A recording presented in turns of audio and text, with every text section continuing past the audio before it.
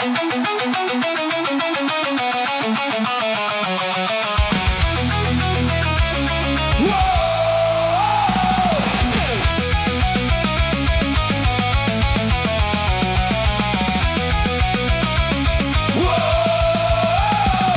radionici staroj nastao je lik od drveta toplog, tvrdog kao brik, al srce mu kuca ko da živi već, jer drvo to je želelo da postane dečak.